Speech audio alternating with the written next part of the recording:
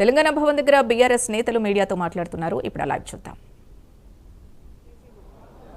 దాని మీద కమిషన్ వేసిండ్రు. ఆ కమిషన్ కు ప్రజల సొమ్ము దుర్వినియోగమైంది, కమిషన్ ఏం తేల్చలేదు అని చెప్పి ఆఖరణ ఏం చేయలేక సిగ్గుపోతుందని సిబిఐకి ఇచ్చిండ్రు. మరి ఆ సిబిఐ ఇప్పటివరకు ఎలాంటి చర్యలు తీసుకోలేదంటే అందులో ఏం లేదు. ఆ రోజు మీరు కొండంతవి ఎలుకను కూడా పట్టలేకపోయినరు. తర్వాత మరి ఈ ఫార్ములా కారు రేసులో కేటీఆర్ గారు తప్పు చేసిందని ఏసీబీకి ఇచ్చిండ్రు. అక్కడ అవినీతి జరిగింది లేదు, మరి కావాలని ఇబ్బంది పెట్టే ప్రయత్నం చేస్తున్నారు. కానీ నికార్సైన బీఆర్ఎస్ పార్టీ నాయకులు, కేసీఆర్ సైనికులు అవకాశం వస్తే 10 ఏళ్ళు ఈ రాష్ట్రాన్ని అన్ని రంగాల్లో అభివృద్ధి చేసి దేశంలో అగ్రగామిగా నిలబెట్టిన వైనాన్ని ప్రజలు గమనిస్తున్నారు.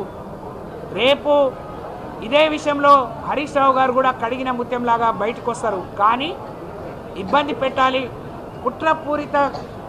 కుట్రపూరితంగా మీకొచ్చిన అధికారాన్ని ప్రతిపక్షాల మీద కేసులు పెట్టడానికి, వాళ్ళని ఇబ్బంది పెట్టడానికి ఉపయోగిస్తూ ఉన్నారు.